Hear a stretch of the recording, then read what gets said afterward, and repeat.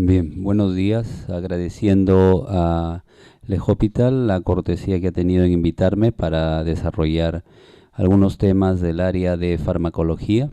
En mi calidad de docente de farmacología básica y clínica se ha podido acumular alguna experiencia que espero sea valiosa para fines de los asistentes al presente diplomado.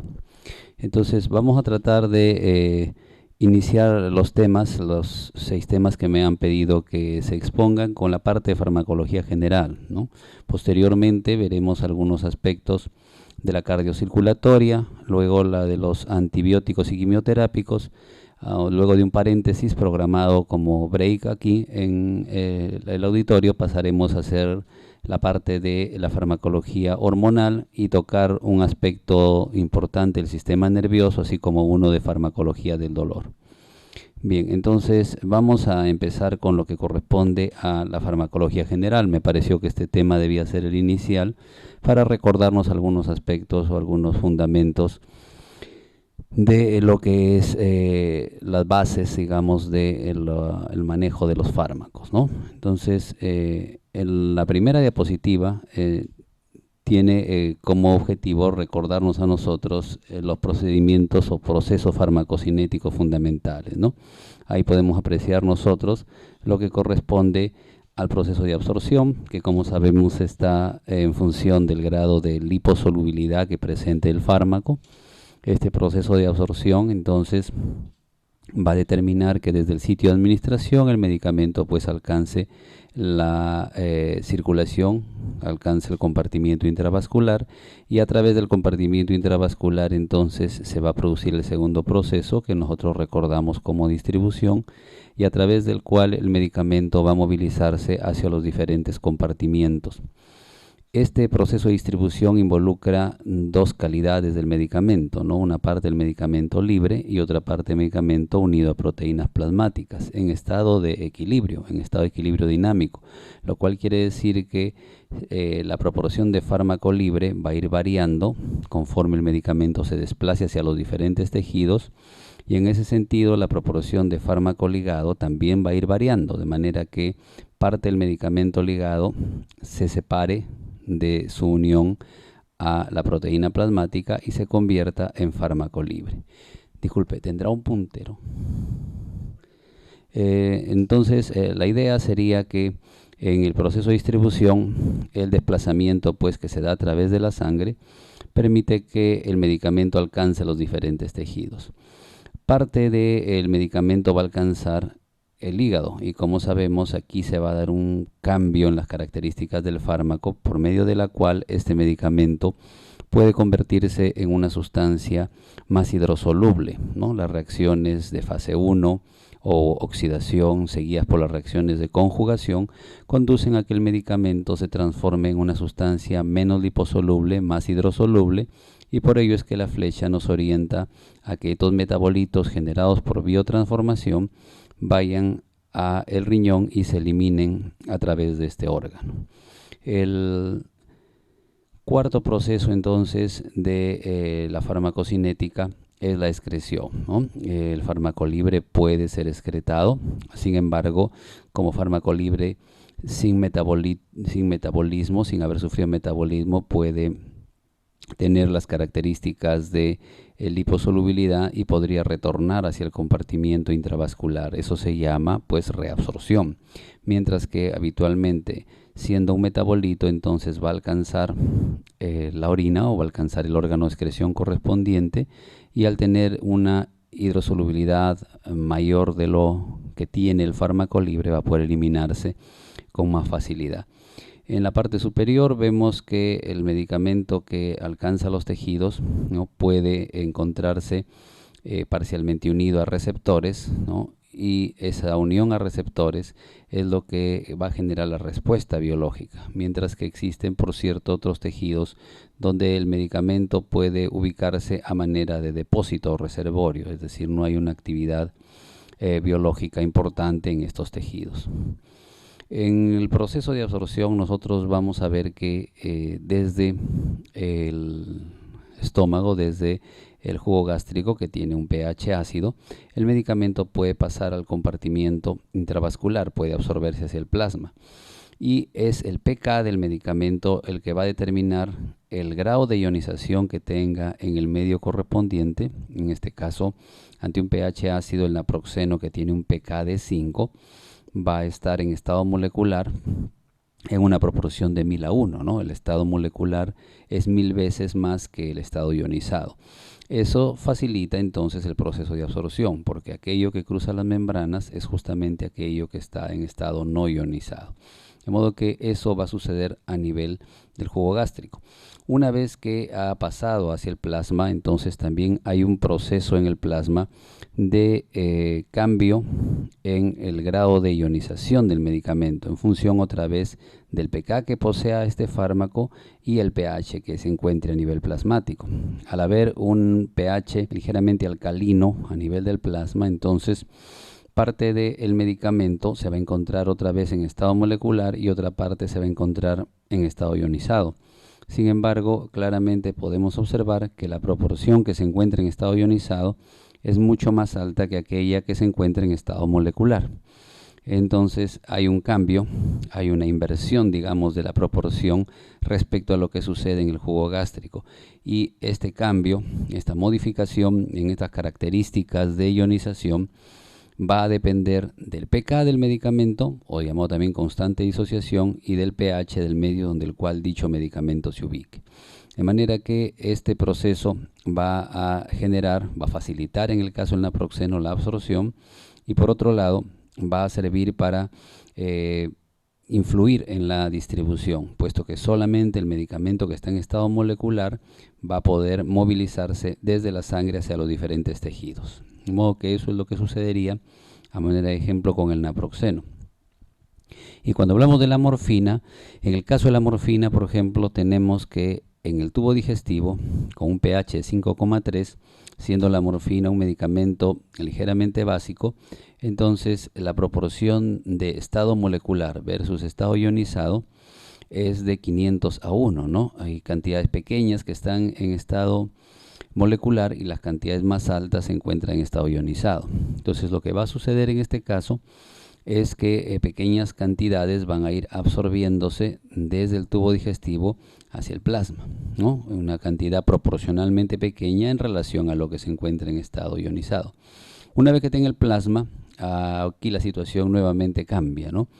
Debido a que el pH que se encuentra en el plasma es de 7,4. Con este pH ligeramente alcalino, entonces lo que vamos a ver es que la morfina, siendo una sustancia de naturaleza básica, alcanza un nivel de ionización mucho más pequeño estando en un pH naturaleza básica, ¿no? La proporción solamente es 1 molecular por 4 en estado ionizado, lo cual definitivamente va a facilitar un pasaje del medicamento no ionizado desde el plasma hacia los diferentes tejidos. En resumen, podríamos nosotros decir entonces que tanto respecto al naproxeno, que es un fármaco con pK ácido, como a la morfina, que es un fármaco con pK básico, es este pK y el pH del medio donde es ubicado el medicamento el que determina por un lado su absorción y por otro lado su distribución a los tejidos. En cuanto a los procesos de distribución, debemos considerar nosotros que en la sangre siempre hay una proporción de medicamento que se encuentra libre, la F acá de free, de libre, y otra proporción que se encuentra unida a proteínas plasmáticas.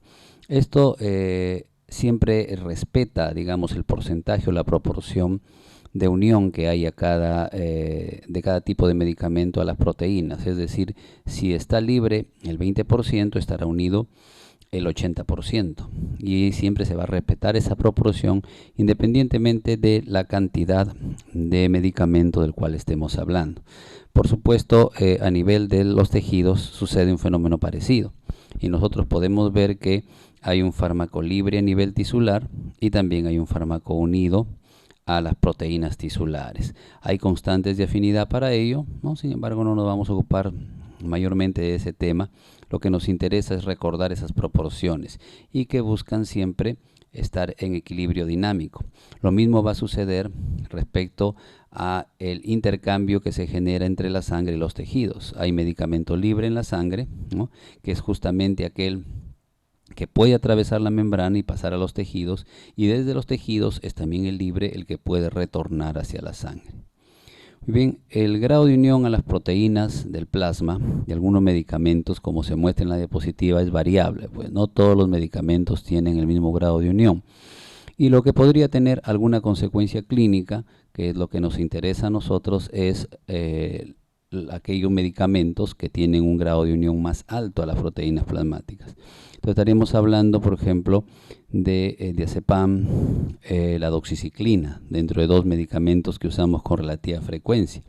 Esta benzodiazepina y esta tetraciclina entonces tienen un porcentaje de unión que casi llega al 100%, de manera que hay poco fármaco libre y la gran mayoría de este medicamento se encuentra unido a las proteínas plasmáticas. Es un aspecto importante porque nos está diciendo que lo que actúa del medicamento, lo que produce, por ejemplo, en el caso del diazepam, la sedación o el efecto anticonvulsivante, dependiendo del uso que le estemos dando al diazepam, es la proporción de fármaco libre, ¿no? Y esa proporción es pequeña.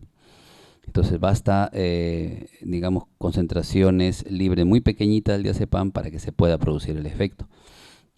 Un grado de unión alto, que sin embargo ya clínicamente no tiene tanta importancia, es el que presenta, por ejemplo, la furosemida o los derivados del ácido propiónico que usamos como AINES, ¿no es cierto?, como antiinflamatorios no esteroideos. Tanto el diurético como estos AINES, como vemos, tienen un porcentaje de unión que está entre el 90 y el 98%. Entonces, ese hecho también puede, en algunas circunstancias de particular hipoproteinemia o hipoalbuminemia, tener alguna importancia para el efecto del medicamento en un paciente con una patología determinada. Repito que para el caso de los que tienen muy alto es probable que este efecto pues sea un poquito más importante desde el punto de vista clínico. Para aquellos que tienen una unión no tan alta, entonces las consecuencias podrían ser de menor relevancia. Los sitios de fijación a la albúmina. Entonces nosotros tenemos acá, ¿no?, 5 sitios de fijación a la albúmina. Está el sitio de fijación 1, que capaz es el más importante y que nosotros tenemos que relevar porque hay diferentes medicamentos que pueden unirse a este sitio número 1. Vemos que si bien fisiológicamente el sitio de unión ha sido diseñado, digamos, para los ácidos grasos y la bilirrubina, existen varios medicamentos como la fenitoína, la furosemida, el naproxeno, que pueden unirse a este sitio de unión, desplazando de este sitio a la bilirrubina, haciendo que la bilirrubina busque otro sitio alternativo, que podría ser el sitio 5, ¿no? Pero también es posible que si en un paciente se administra simultáneamente naproxeno y furosemida, por ejemplo, o naproxeno y fenitoína, ¿no?, entonces estos 2 medicamentos van a competir por el sitio de unión número 1. Y eso podría hacer que las concentraciones de la furosemida o del naproxeno tiendan a aumentar. Las concentraciones libres nos referimos, pudiendo también generar el riesgo de una mayor acción del medicamento que es desplazado. Por supuesto, el desplazamiento de la bilirrubina tampoco es un fenómeno pues que sea necesariamente irrelevante. Todos recordamos seguramente que en los recién nacidos, ¿no?, la administración de sulfas está contraindicada, justamente porque la administración de sulfas desplaza a la bilirrubina de su sitio de unión, y al desplazar a la bilirrubina de su sitio de unión, entonces la consecuencia es que pueda haber un mayor acceso de este metabolito al sistema nervioso y el riesgo de toxicidad correspondiente. De modo que esas son algunas características respecto de los sitios de unión. Bien, en cuanto a lo que sucede con otros sitios, vemos que hay medicamentos como el triptófano, las mismas benzodiazepinas, ¿no?, que pueden competir entre sí, desplazando en este caso a el aminoácido correspondiente, y bueno, favoreciendo en todo caso la disponibilidad del mismo por los tejidos. El problema nuevamente surge cuando combinamos, por ejemplo, dicloxacilina, ¿no?, un antimicrobiano de uso relativamente frecuente, con naproxeno, ¿no? Hay pacientes que tienen problemas infecciosos y que reciben simultáneamente el AINES correspondiente. En este caso, entonces, el riesgo que se va a generar es de que se presente una interacción que pueda desplazar estos medicamentos de su unión a la albúmina. En esta diapositiva lo que queremos mostrar es las características que tienen los compartimientos, ¿no? Hablamos nosotros fundamentalmente de un compartimiento central y un compartimiento periférico. Cuando hablamos del compartimiento central nos estamos refiriendo a la sangre y los órganos con una alta vascularización, mientras que cuando hablamos del compartimiento periférico generalmente nos referimos a todos aquellos tejidos que tienen una vascularización más pobre, ¿no? Entonces, este es el modelo de los dos compartimientos. Existen modelos más complejos que involucran un mayor número de compartimientos, pero para fines clínicos, para fines prácticos, basta considerar estos dos que nos ayudan a explicar lo que sucede con la mayoría de los fármacos. Entonces, una vez administrado el medicamento, llega al compartimiento central. Ubicado en el compartimiento central, entonces se va a desplazar desde ahí hacia el compartimiento periférico, ¿no?, desde la sangre hacia los tejidos con menos vascularización, y por supuesto desde la sangre también se está desplazando hacia los tejidos de alta vascularización. La idea es que una vez que el medicamento ha alcanzado un grado de movimiento, de desplazamiento a los otros tejidos, parte de ese medicamento debe retornar al compartimiento central. Y entonces se establece otra vez un equilibrio entre lo que pasa desde la sangre a los tejidos y lo que regresa desde ella. Ese retorno se llama redistribución y puede tener algunas consecuencias importantes a nivel del sistema nervioso central, por ejemplo, ¿no?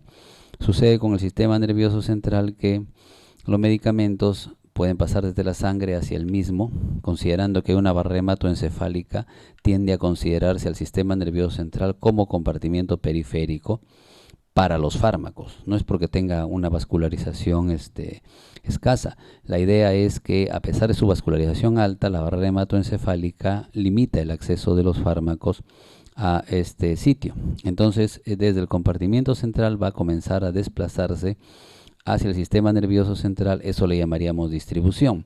Y eso explica, por ejemplo, la acción rápida que tiene el diazepam en el control de las convulsiones.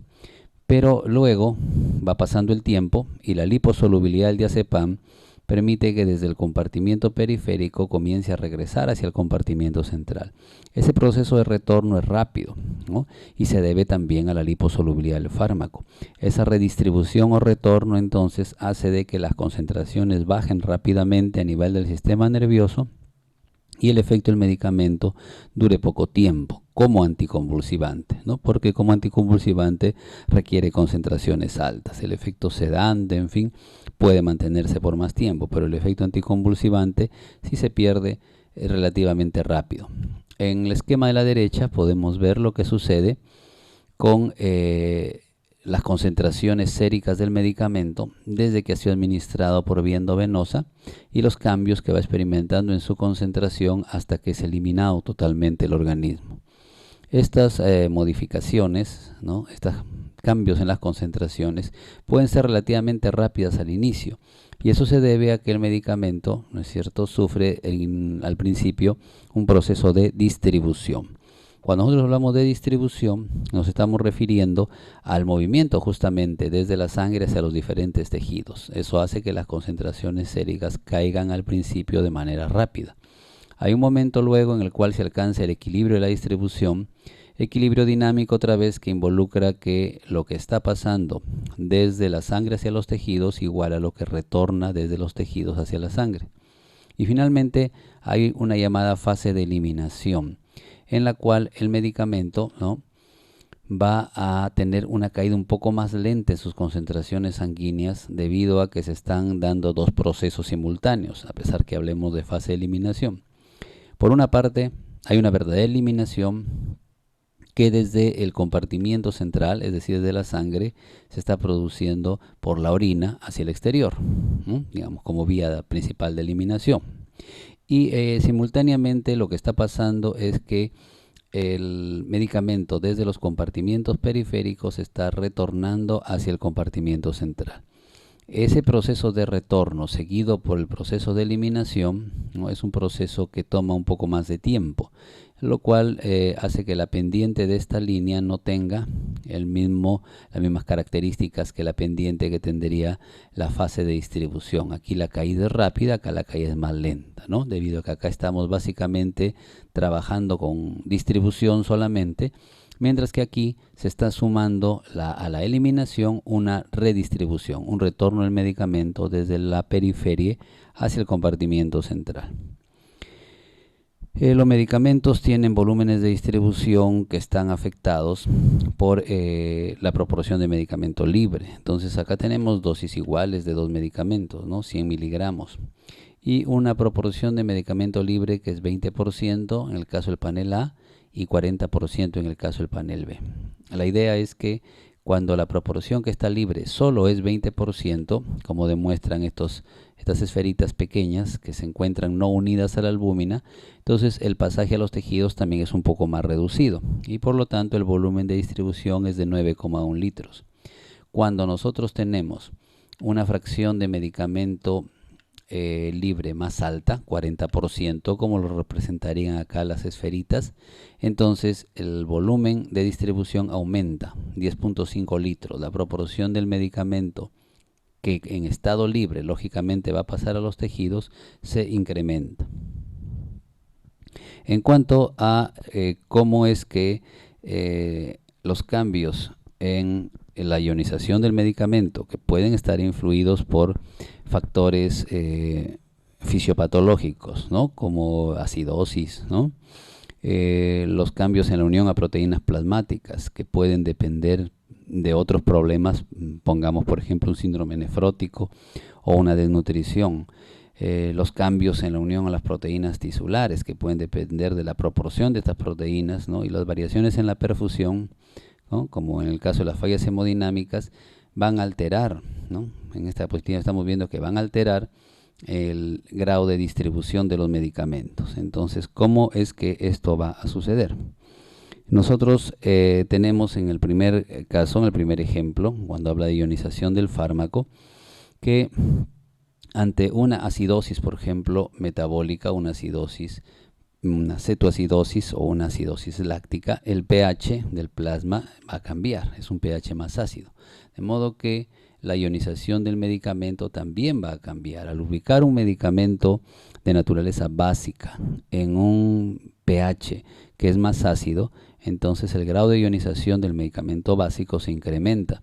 Y eso va a conducir a que su liposolubilidad se reduzca y por lo tanto ingrese menos a los tejidos. Entonces, una característica importante de la ionización, el hecho de que el plasma haya variado y debido a ese cambio en su pH modifique la distribución del medicamento.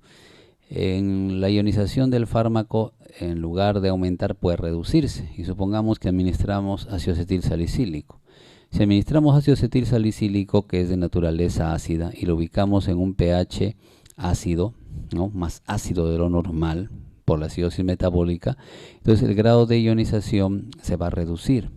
Mayor cantidad del medicamento va a estar en estado liposoluble y esa mayor liposolubilidad le va a permitir ingresar o llegar a los diferentes tejidos, ¿no? Entonces la ionización del fármaco puede modificarse por los niveles de pH, que existan en el plasma de los tejidos, y eso va a modificar la distribución del medicamento.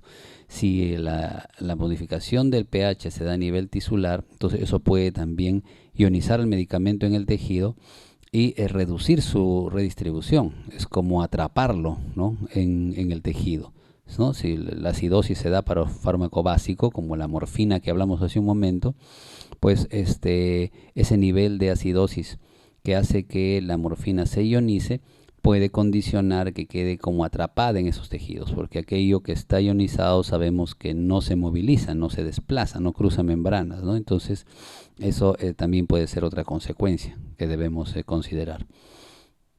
En cuanto a la unión a proteínas plasmáticas, ¿cierto? Es posible, pues, y el ejemplo típico sería la desnutrición, o podría ser también un problema de síndrome nefrótico, por ejemplo, con hipoalbuminemia importante. En estas circunstancias en las cuales hay una hipoalbuminemia o una pérdida, digamos, por el riñón, por la filtración glomerular de cantidades importantes de albúmina. Entonces, en estas circunstancias no hay albúmina para que el medicamento se una. Si no hay albúmina para que el medicamento se una, entonces quiere decir que la proporción de medicamento libre va a aumentar. Y si aumenta la proporción de medicamento libre, el volumen de distribución también puede aumentar en consecuencia. Esto tiene más importancia para el caso de diazepam, por ejemplo, ¿no? O para el caso de los medicamentos que tienen una unión alta, la misma furosemida podría en parte verse afectada, los mismos derivados del ácido propiónico podrían verse afectados, porque las proporciones de medicamentos libres en este caso son pequeñas. Finalmente, cuando hablamos de unión a proteínas tisulares y de perfusión tisular, estamos diciendo, por ejemplo, en el caso de unión a proteínas tisulares, que en los pacientes ancianos, lo que llamamos la masa magra, o sea, la cantidad de proteína muscular que existe está reducida. Y hay medicamentos como la digoxina que tienen afinidad por estas proteínas musculares. Si el anciano por su naturaleza tiene una masa magra reducida, tiene poco tejido muscular, entonces no va a haber donde se unan la digoxina administrada a este paciente anciano, y es posible de que al no encontrar una masa muscular esperada, pues se oriente hacia otros sitios como pueden ser el corazón o el sistema nervioso, con el riesgo de los efectos adversos correspondientes. Cuando hablamos de perfusión tisular, nos estamos refiriendo a que el medicamento no llega capaz a los tejidos que nosotros requerimos. Eso puede ser por fallas pues dependientes de obstrucciones en la vascularización, secundarias pues a procesos mecánicos o a contracciones, ¿no? Como en la claudicación intermitente, por ejemplo, de las arterias periféricas.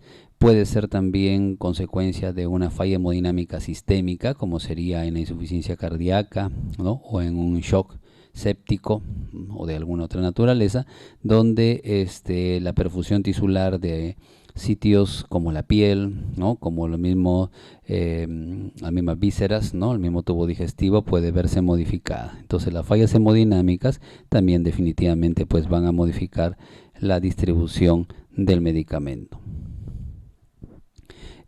Hay dos tipos de variaciones que se pueden presentar con el volumen de distribución de los medicamentos. Acá tenemos nosotros el volumen de distribución normal promedio, ¿no? Es la línea que estamos describiendo, ¿no? Que estamos tratando de acentuar con o marcar con el cursor, ¿no? Estamos tratando de establecer cuál es la línea con el puntero. Entonces, ¿qué sucede? En la parte superior podemos ver que la concentración máxima de un medicamento se incrementa y el tiempo para alcanzarla también puede ser más pequeño, puede alcanzarse en menos tiempo esta concentración máxima cuando el volumen de distribución está reducido. Entonces, al trabajar con volúmenes de distribución más pequeños, ¿no? Como lo que tendría lugar cuando hay deshidratación, ¿no? Por una diarrea intensa capaz, ¿no? Entonces, al reducirse el volumen de distribución, la concentración máxima que se puede alcanzar es mayor y en un tiempo más corto. Entonces es importante, ¿no? Porque hay medicamentos como los aminoglucósidos que se administran en pacientes que pueden tener un problema de diarrea, que pueden estar por alguna razón de náuseas o vómitos, como sucede en algunas infecciones urinarias parcialmente deshidratados. En esas circunstancias, el aminoglucósido, pues con un paciente con una diarrea abundante o con vómitos muy intensos debidos a la infección urinaria, medicamentos pueden alcanzar una concentración más alta. Y algo opuesto pero que también va a influir tanto en la concentración máxima como en el tiempo para alcanzarla. Va a ser lo que sucede cuando aumenta el volumen de distribución. Como muestra la diapositiva, en el caso del embarazo, es claro que hay un aumento en el volumen corporal. En el caso de la obesidad o en el caso del edema. En estas circunstancias, entonces, el volumen de distribución ha aumentado. Como podemos ver, hace que la concentración máxima se reduzca y el tiempo para alcanzarla también se prolongue un poco. En general, las influencias clínicas de esto son evidentes. Sin embargo, como el proceso de distribución es un proceso dinámico, las consecuencias para la eficacia del medicamento no son muy notables en general, ¿no? Más bien, ¿no? Si nosotros hablamos de aminoglucósidos en deshidratación y sabemos que se concentran en el riñón, podríamos aumentar el riesgo de nefrotoxicidad. Mientras que si hablamos, por ejemplo, de amoxicilina en el embarazo, por ahí para algún proceso infeccioso, podríamos decir que el aumento del volumen de distribución puede reducir las concentraciones pico de la amoxicilina o de la ampicilina. Antimicrobianos que sabemos basan su eficacia en el número de veces o cuánto la concentración sérica supera la concentración inhibitoria mínima. Bien, en cuanto a la parte de metabolismo del medicamento, ¿no? En cuanto a la parte del metabolismo, entonces nosotros podemos ver que hay pasos en este metabolismo, ¿no? Y el paso fundamental que estamos aquí revisando es el que tiene que ver con la hidroxilación, ¿no? Aquí tenemos el grupo oxidrilo o hidroxilo ubicado en una parte del anillo de la estructura cíclica. Es el primer paso, las reacciones de fase 1, lo cual tienen como objetivo, y podemos verlo acá, generar una hidrosolubilidad mayor del compuesto inicial. Posteriormente hay una conjugación ácido glucurónico y se forma el diglucurónido de hidroxifenitoína, ¿no? Justamente en el sitio de la hidroxilación, ahí se une el ácido glucurónico. Esta es una segunda reacción y con esta segunda reacción entonces ya tenemos un compuesto mucho más hidrosoluble y cuya eliminación se va a facilitar por la vía renal. Las reacciones que hemos mencionado, las reacciones de fase 1, que recordamos nosotros son de hidroxilación, las reacciones de fase 2, que son de conjugación, y con estas reacciones entonces generamos los metabolitos que normalmente son transportados hacia la sangre, de ahí al riñón, y se presenta el proceso de eliminación. Es posible también, ¿no?, que los medicamentos como fármacos no metabolizados, como fármacos hidroxilados o ya como metabolitos conjugados, puedan pasar hacia el canalículo biliar y por ahí sean enviados hacia el intestino.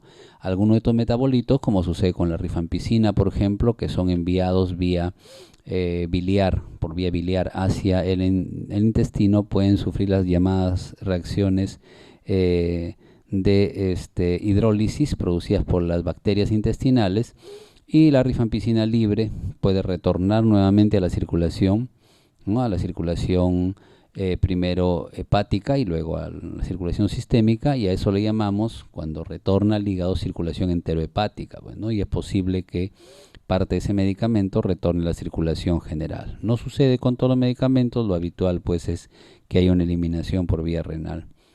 Las variantes de citocromo P450 en la parte superior, el énfasis en las proporciones grandes que tiene el CYP3A4 con el CYP3A5, que son casi el 50% de los citocromos que realizan las reacciones de fase 1, el CYP2D6, que también tiene una proporción importante, y luego ya viene las otras variantes, ¿no?, como el CYP12, 8 o 9, ¿no?, otras variantes ya de una importancia un poco menor. Finalmente, en la parte inferior, para fines de metabolismo, debemos recordar nosotros a las reacciones de fase 2, las conjugaciones, que tienen que ver con ácido glucurónico, que tienen que ver con glutatión, ¿no?, que tienen que ver con ácido sulfúrico, en fin, donde las que resaltan son estas tres primeras justamente, las conjugaciones a glutatión, ácido glucurónico y las conjugaciones a ácido sulfúrico. Esto solamente para considerar que no solo hay reacciones oxidativas, que aparte de reacciones de oxidación hay reacciones de desalquilación, ¿no?, en grupos nitro, ¿no es cierto? Por ejemplo, en grupos oxidrilo, hay reacciones de hidroxilación, ¿no? Hay también reacciones de hidrólisis que pueden sufrir algunos fármacos. No son las más importantes, habitualmente consideramos como las reacciones de mayor importancia pues a las reacciones de oxidación, seguidas por las de conjugación, que justamente se combinan con las primeras para generar el metabolito hidrosoluble. Algunos ejemplos de los movimientos de los medicamentos desde la sangre hasta, por ejemplo, en este caso el canalículo biliar. Para el caso de las estatinas, por ejemplo, hay transportadores. El término OAT se refiere a transportadores de aniones orgánicos, es lo que moviliza la estatina hasta el citosol, y desde el citosol, ¿no?, metabolizada o no, la estatina puede ser enviada hacia el canalículo biliar mediante un sistema MRP. El sistema RP, ¿no?, también llamado ABC, es un sistema con gasto energético, es un sistema que consume ATP y por eso viene el nombre o el prefijo de A, ¿no?, ABC. Mientras que los sistemas de tipo OAT generalmente son sistemas de difusión facilitada. En todo caso nos está mostrando la diapositiva que para el metabolismo y excreción, en este caso a nivel canalicular, pero podría luego pasar estos dos metabolitos a la sangre. Para los procesos de metabolismo se requiere transportadores, ¿no? Transportadores de aniones orgánicos, transportadores de cationes orgánicos y algunos transportadores de medicamentos que gastan energía. En cuanto a la eliminación renal, entonces nosotros estamos viendo en la parte superior que el flujo sanguíneo a nivel renal, a nivel del glomérulo renal, de los capilares glomerulares, cumple las condiciones habituales, ¿no?, las condiciones características de que una parte del medicamento esté libre y otra parte esté unido a las proteínas plasmáticas. Eso sucede al igual que en cualquier parte de nuestra sangre, nuestro compartimiento intravascular. Y es, por supuesto, la parte que está libre, aquella que se puede filtrar y atraviesa la membrana glomerular. Una vez que se ha filtrado, lo tenemos dentro de los túbulos y pueden darse dos procesos. Uno de ellos se llama secreción tubular, ¿no?, como sucede también en la fisiología. Y en la secreción tubular, desde la sangre, van a pasar algunos fármacos hacia la luz del túbulo utilizando transportadores. Estos transportadores, similares a los que vimos anteriormente, cationes orgánicos y aniones orgánicos, pueden saturarse, y esto es importante, porque si el transportador se satura, el medicamento puede prolongar su duración en nuestra sangre y en nuestro organismo. Por otro lado, parte del medicamento que se encuentra a nivel tubular puede reabsorberse. Esa reabsorción es básicamente un proceso pasivo. Al ser un proceso pasivo, ¿no?, no requiere transportadores, se da por difusión, aprovechando el gradiente de concentración. Esa reabsorción, decía, entonces tiene o sigue los mismos principios que la absorción, es decir, es dependiente del pH. Es el pH el que va a determinar entonces el nivel de absorción del medicamento. De modo que estamos ante un proceso de eliminación que sigue los parámetros habituales de filtración, secreción y reabsorción. En términos de secreción tubular, entonces hay que recordar lo que sucede con los transportadores de cationes orgánicos, como el caso de la ranitidina, la metformina y el pindolol. En el caso de estos medicamentos, como podemos ver, al ser cationes, un poco que la difusión facilitada hacia el citosol es promovida por la negatividad que posee este citosol. Y desde ahí se requiere intercambiadores de cationes, ¿no?, o transportadores que gastan energía. Este intercambiador, por ejemplo, lo que hace es reabsorber sodio y en contraposición facilitar la eliminación del catión correspondiente. En cuanto se refiere a la secreción tubular de aniones orgánicos, entonces nosotros podemos ver que para el caso de las penicilinas, por ejemplo, tenemos un proceso de pasaje desde la sangre hacia el citosol, ¿no? Que se da en intercambio por el alfa-cetoglutarato, ¿no? El alfa-cetoglutarato generado en el ciclo de Krebs, entonces nos va a permitir un intercambio del anión orgánico correspondiente, pudiera ser penicilinas, ¿no? Pudiera ser un YECA, una estatina, y una vez ubicado a nivel citosólico, entonces hay un pasaje de este anión orgánico, ¿no? Hacia la orina, y ese pasaje depende de transportadores como los MRP, que son transportadores que gastan energía, como habíamos venido comentando, y que va a permitir la eliminación del medicamento. Es importante considerar que este proceso de secreción tubular es saturable, ¿no? Es decir, estos transportadores pueden bloquearse, pueden llenarse con los medicamentos y eso puede enlentecer el proceso de eliminación. También es importante considerar que hay sustancias, por ejemplo, que pueden bloquear la secreción tubular de la penicilina, ¿no? Bloqueando el transportador, entonces pueden hacer que las penicilinas, por ejemplo, permanezcan por más tiempo en la sangre, ¿no? Eso se ha aprovechado para aumentar la eficacia en algunas enfermedades de estos medicamentos. En cuanto a lo que se refiere a las modificaciones en las concentraciones de los fármacos en función del tiempo, ¿no? Al inicio de la administración de un fármaco cualquiera, nosotros podemos ver que la velocidad de absorción es muy superior a la velocidad de eliminación, y esa velocidad de absorción alta o muy alta al principio, poco a poco va siendo igualada por la velocidad de eliminación hasta que se alcanza la concentración máxima. Entonces nosotros hablamos de concentración máxima cuando la velocidad de absorción iguala a la velocidad de eliminación. En este punto entonces estamos ante la concentración máxima del medicamento. Después de este punto, lo que va a suceder es que la velocidad de absorción es menor que la velocidad de eliminación. Ya queda poco medicamento para que pase desde el sitio de administración hacia la sangre. Y entonces casi todo lo que sucede es eliminación, hasta que la velocidad de absorción se hace cero y solamente queda eliminación. Entonces esta gráfica pretende representar que las concentraciones elevadas de los medicamentos al principio en el sitio de administración, ¿no?, hacen de que la velocidad de absorción sea muy superior a la eliminación. Y cuando hablamos de concentración máxima de un medicamento es porque la velocidad con la cual se está absorbiendo ha igualado a la velocidad con la cual se elimina. Posteriormente ya lo que predomina es solamente la eliminación del fármaco. En cuanto a las cinéticas que tienen que ver con las eliminaciones de los medicamentos, estas cinéticas entonces pueden ser de dos tipos, ¿no? Pueden ser cinéticas de primer orden o pueden ser cinéticas de orden cero. Cuando hablamos de una cinética de primer orden quiere decir que la concentración del medicamento, ¿no?, va cayendo proporcionalmente a lo que se va eliminando mediante el proceso de excreción o el proceso de eliminación correspondiente, y que este proceso debe ser eminentemente pasivo. Entonces, conforme consideramos una concentración un poco más alta del medicamento, también va aumentando la proporción de medicamento que se elimina.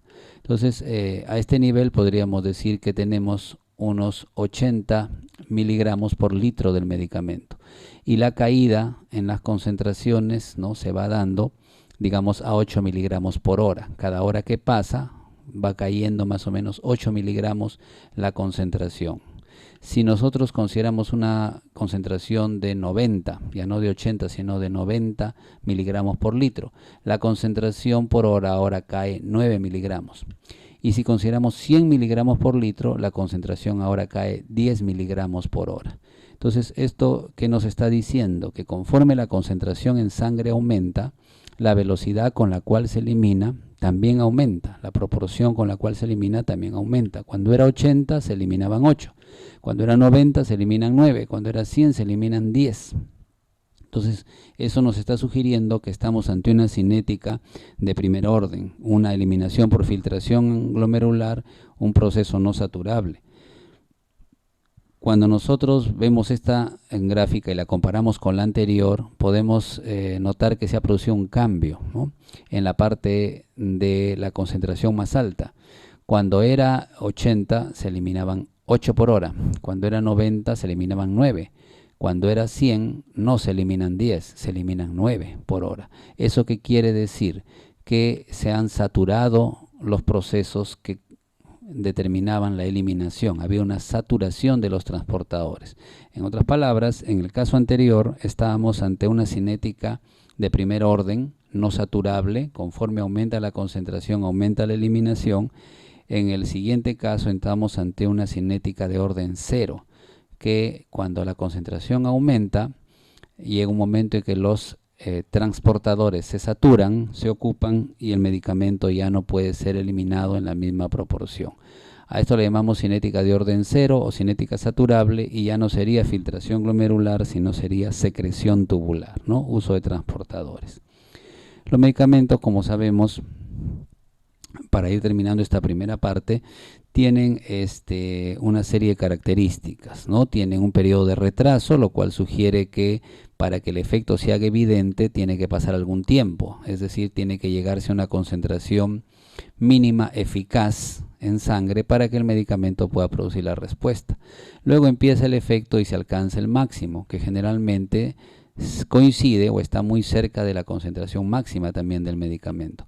Poco a poco las concentraciones comienzan a bajar y nuevamente se llega a la concentración mínima eficaz, por debajo de la cual, a pesar de que hay medicamento en la sangre, ya no hay respuesta, ya no se encuentra efecto del medicamento. Entonces, la duración de acción de un fármaco está limitada por su concentración mínima eficaz, y la concentración mínima eficaz del medicamento depende del punto donde se alcanza la concentración suficiente para que aparezca el efecto, y depende de este mismo punto por debajo del cual entonces no va a haber respuestas, ¿no? Entonces hay un nivel del medicamento llamado ventana terapéutica, que es el que produce las respuestas, que es el que da los efectos del medicamento.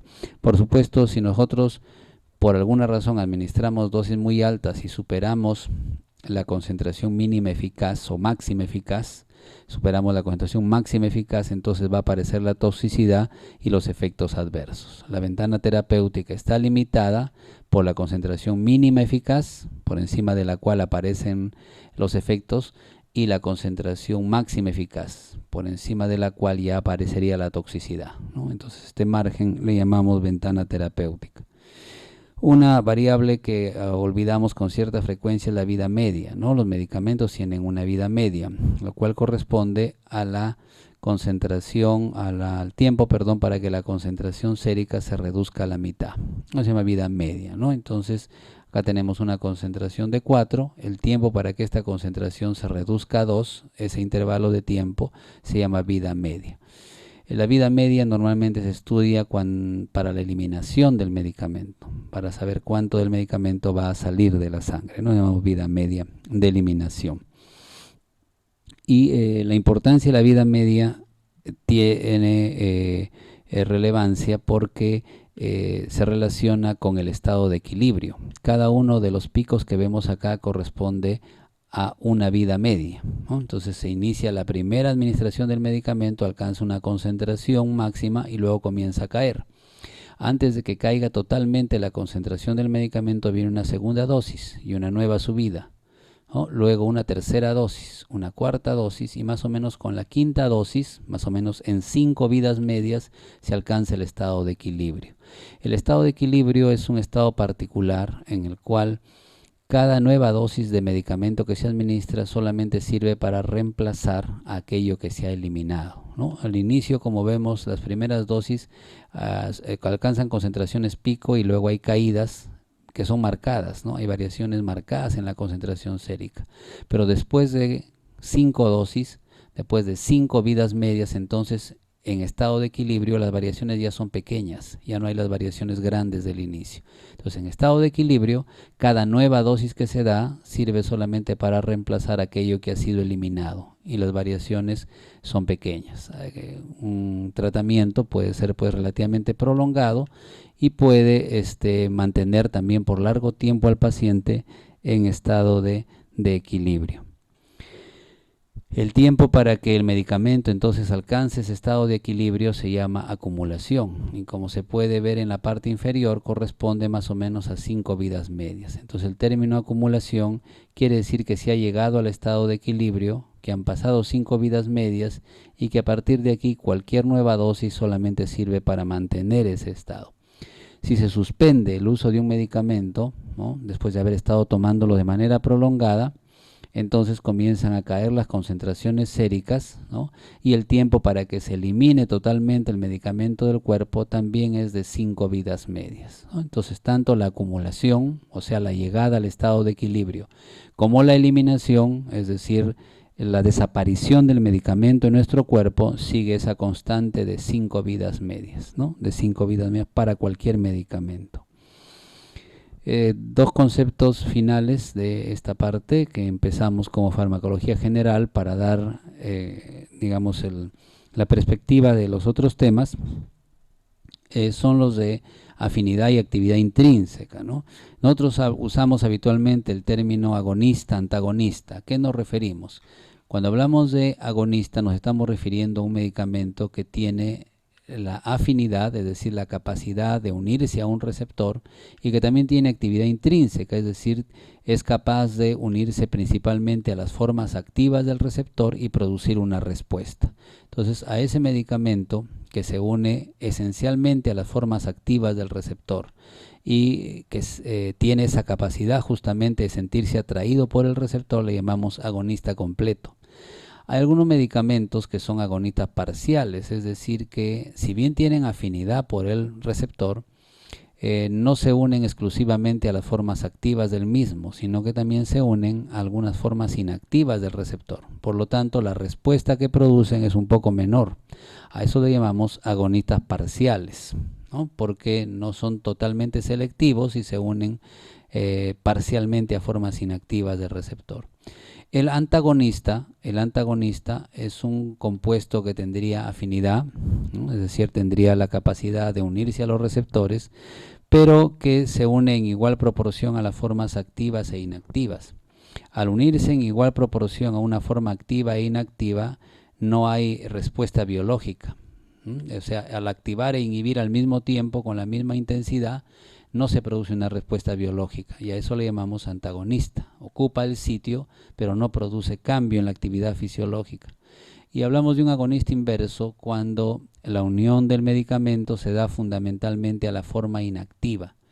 Hay pocos ejemplos de agonistas inversos, es decir, que no se unen a las formas activas sino a las formas inactivas y disminuyen la actividad biológica por debajo del tono normal, por debajo del basal normal.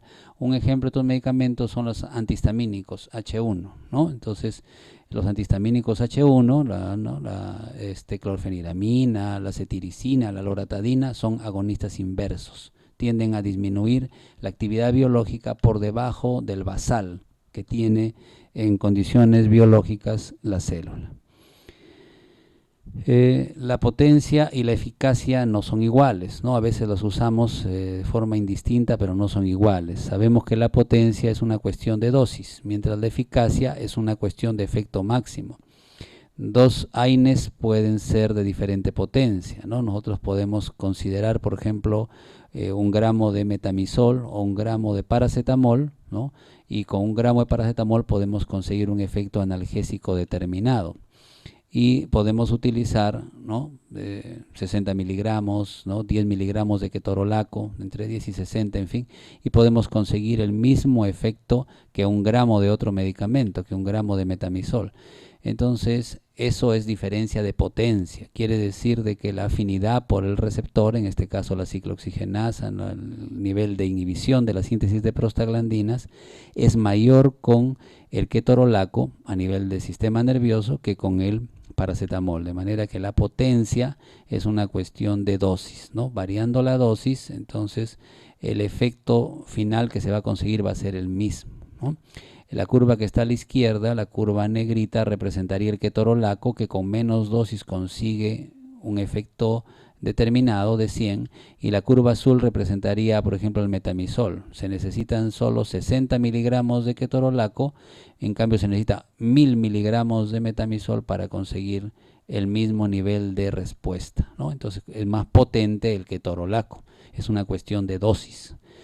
Y la eficacia relativa o eficacia se refiere al efecto máximo, entonces esto sí es diferente.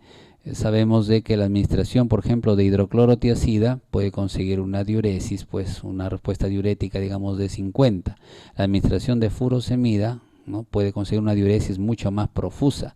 Y por más que administremos altas dosis de hidroclorotiazida, no vamos a alcanzar el efecto de la furosemida. O por más que administremos altas dosis de espironolactona, no vamos a alcanzar a la furosemida.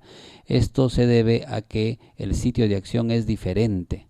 Y al actuar en sitios diferentes, en diferentes receptores, entonces uno siempre le va a ganar al otro. Esto es diferencia de eficacia, ¿no? Eficacia diferente. Entonces la eficacia es una respuesta máxima mayor. Hay un medicamento que puede producir una respuesta máxima más alta. Y eso se debe a que los subtipos de receptores en los que actúan también son diferentes. Bien, en esta parte, entonces, con esto terminaríamos la parte de farmacología general, que lo hemos considerado como primer punto a manera de introducción. Entonces luego vamos a pasar al punto de farmacología cardiocirculatoria.